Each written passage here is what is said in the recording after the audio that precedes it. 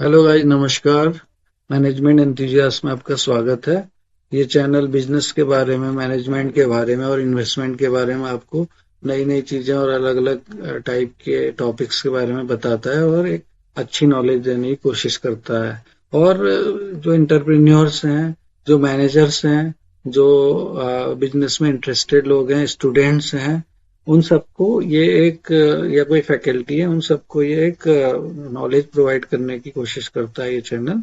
तो इसमें आज एक इम्पोर्टेंट टॉपिक है।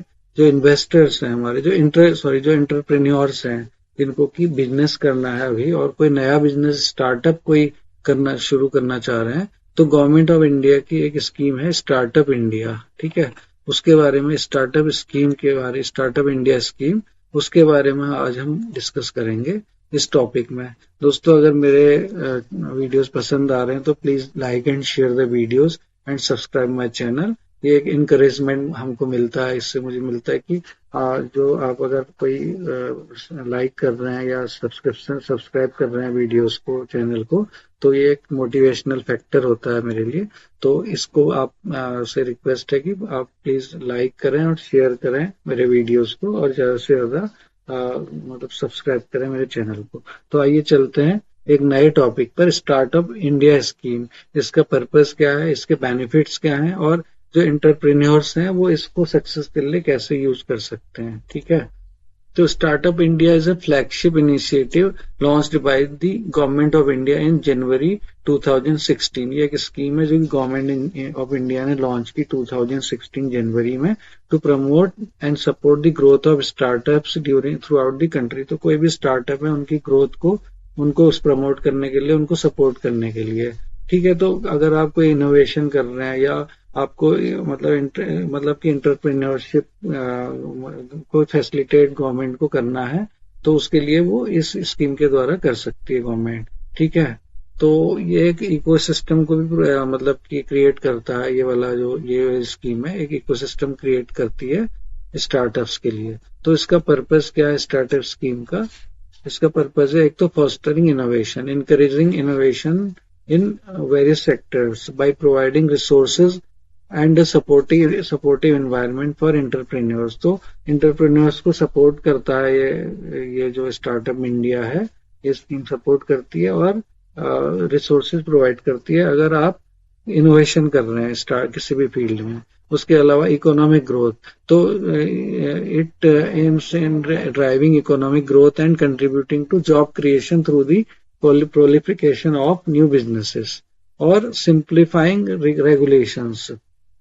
तो जो रेगुलेशंस हैं गवर्नमेंट के, उनको सिंप्लीफाई करता है स्टार्टअप इंडिया। और फंडिंग एंड फाइनेंशियल सपोर्ट, तो आपको फंडिंग भी देता है और फाइनेंशियल सपोर्ट भी देता है स्टार्टअप्स के लिए। ठीक है, तो इसके बेनिफिट्स क्या क्या होते हैं? एक तो है सिंप्लीफाइड रजिस्ट्रेशन प्रोसेस है, इसमें सिंगल विंडो क्लियरेंस है, सेल्फ सर्टिफिकेशन है। तो आप self certify, startups can self certify compliance with labour and environmental laws. मतलब कोई को आपको सेल्फ सर्टिफिकेशन देना होता है, reducing the burden of inspections and paper work. ठीक है, और की बेनिफिट्स, इसके आगे क्या बेनिफिट्स हैं? टैक्स बेनिफिट है, tax holiday, eligible startups can benefit from A 3 year income tax exemption. मतलब जो भी स्टार्टअप्स हैं एलिजिबल हैं इस स्कीम के तहत, उनको 3 ईयर इनकम टैक्स एग्जम्पशन होता है during their first 10 years of operation. ठीक है, और capital gain exemption, startups can avail of exemptions on capital gains if they reinvest the money in a notified fund और startup. ठीक है, और फिर क्या बेनिफिट्स हैं इसके? एक है access to funding, the government has set up a fund of funds. Government ने एक फंड ऑफ फंड्स को सेटअप किया है जिसका कॉर्पस क्या है? Indian rupees 10,000 crore. तो ये जो फंडिंग, जो एक कॉर्पस है, ये सपोर्ट करता है स्टार्टअप्स को थ्रू अल्टरनेट इन्वेस्टमेंट फंड्स। तो आप इसमें भी जा सकते हैं और इससे आप फंडिंग रिक्वायरमेंट आपकी जो है वो पूरी हो सकती है, आप फंडिंग ले सकते हैं। अब ये आपको कैसे करना है? इसके लिए आपको स्टार्टअप इंडिया की वेबसाइट पर जाना होगा। उसका लिंक यहाँ पर मैं आपको डिस्क्रिप्शन बॉक्स में दे दूंगा और आप वहां से और ज्यादा जानकारी इसके बारे में ले सकते हैं। Then seed fund scheme, the startup India seed fund scheme SISFS provides financial assistance for proof of concept, prototype development, ये सारी चीजों के लिए, प्रोडक्ट ट्रायल्स के लिए और कॉमर्शलाइजेशन, इनके लिए जो है वो फंड प्रोवाइड करती है ये स्कीम। और क्या बेनिफिट्स हैं एंटरप्रेन्योर्स के लिए इसके? एक है easier public procurement norms, relaxed norms. Startups registered under the scheme are exempted from prior experience and turnover criteria for participating in government tenders. तो government tenders में आपको पता ही है कि एक पहले से एक कोई मतलब एक्सपीरियंस चाहिए होता है, ठीक है, या टर्नओवर की रिक्वायरमेंट होती है। तो आप अगर स्टार्टअप हैं और रजिस्टर्ड हैं इस स्कीम में, तो आपको जो वो नॉर्म्स है वो रिलैक्स हो जाते हैं और आप एग्जेम्प्ट हो जाते हैं और आप इजीली बिना मतलब प्रायर एक्सपीरियंस या टर्नओवर आपके पास नहीं भी है तो आप गवर्नमेंट टेंडर्स में पार्टिसिपेट कर सकते हैं। Then faster clearing, specific guidelines help startups get contracts from government and public sector undertakings, ये भी इसका एक बेनिफिट है। और क्या बेनिफिट्स हैं इसके? एक है intellectual property rights support, IPR support.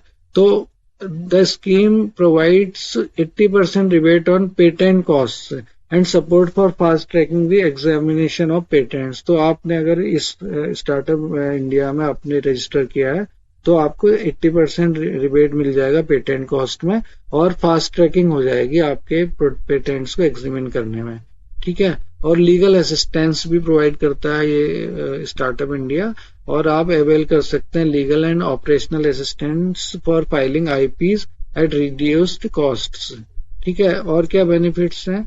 वो है इंक्यूबेशन एंड नेटवर्क अपॉर्चुनिटीज। एक स्टार्टअप इंडिया हब है, this platform connects startups with investors, mentors, incubators and other stakeholders to provide guidance and support। तो आपको एक आपका इकोसिस्टम में आप जुड़ जाते हैं और बहुत जो भी सारे इन्वेस्टर्स हैं, मेंटर्स हैं, इंक्यूबेटर्स हैं या बाकी स्टेक होल्डर्स हैं, उनसे आप कनेक्ट हो जाते हैं और आपको गाइडेंस मिल सकती है और सपोर्ट मिल सकता है, ठीक है। इंक्यूबेटर्स एंड एक्सेलरेटर्स, एक और बेनिफिट है कि आप पार्टनरशिप कर सकते हैं with academic and industrial bodies, और उससे आपको क्या हेल्प मिलेगी? आपको जो वो हेल्प देंगे स्टार्टअप्स को ट्रेनिंग करने में या वर्क स्पेस सॉल्यूशंस में। तो इसमें जो स्कीम में रजिस्टर करने का एलिजिबिलिटी क्राइटेरिया क्या होता है या इसके लिए एलिजिबल कौन कौन होता है? पहला है be incorporated as a private limited company, registered partnership firm और ए लिमिटेड लायबिलिटी पार्टनरशिप। तो इस तरह की अगर आपकी कोई कंपनी है तो वो एलिजिबल है, नंबर 1।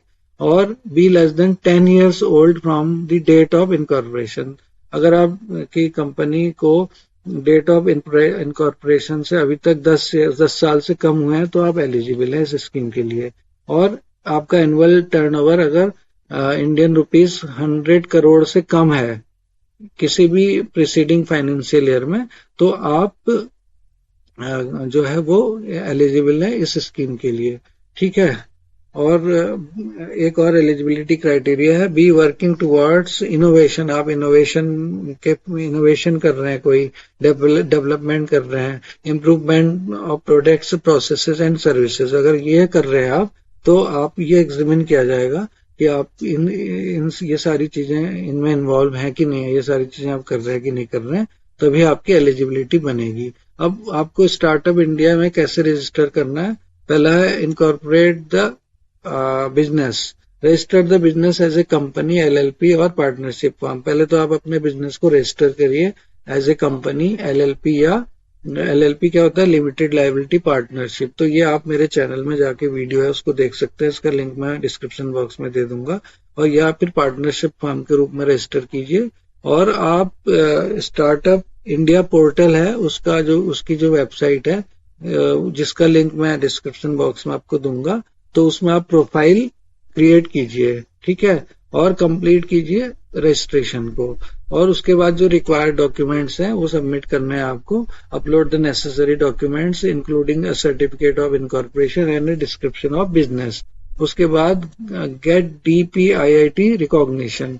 तो आप department of promotion end of industry and internal trade जो है, इससे आपको रिकॉग्निशन लेने के लिए अप्लाई करना है ताकि आप जो भी अलग अलग टाइप के बेनिफिट्स हैं उनको ले सकें। और उसके बाद है आप बेनिफिट्स के लिए एक्सेस कीजिए। आप एक बार अगर अप्रूव्ड हो जाता है आपका प्रोफाइल तो once approved, the startup can avail itself of the various perks and incentives under the scheme. तो इस स्कीम के तहत जो भी सारे पर्क्स हैं, इंसेंटिव्स हैं, वो आप लेने के हकदार हो जाते हैं उसके बाद, ठीक है। तो कंक्लूजन क्या है?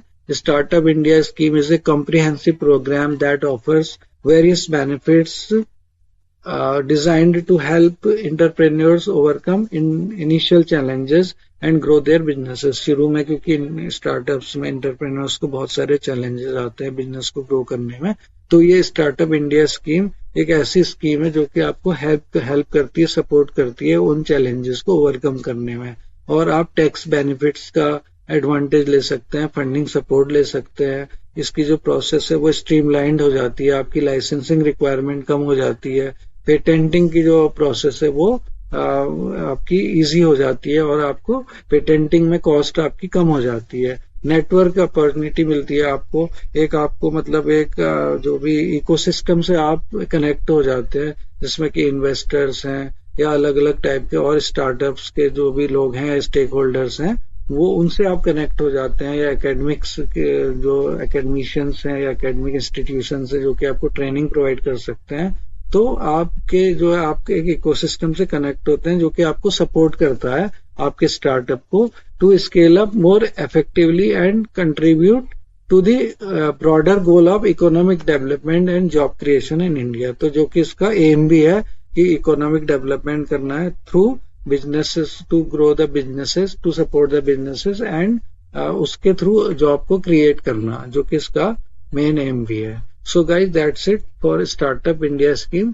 तो एक वीडियो मैं और बनाऊंगा जिसमें कि गवर्नमेंट की जो बहुत सारी स्कीम्स हैं एंटरप्रेन्योर्स के लिए, उनके बारे में ब्रीफ ओवरव्यू उसमें दिया जाएगा, और एक विमेन एंटरप्रेन्योर्स जो हैं उनके लिए गवर्नमेंट की कौन सी स्कीम्स हैं जो कि उन्हें सपोर्ट करती हैं, उसके बारे में भी एक वीडियो बनाऊंगा फ्यूचर में। तब तक के लिए नमस्कार।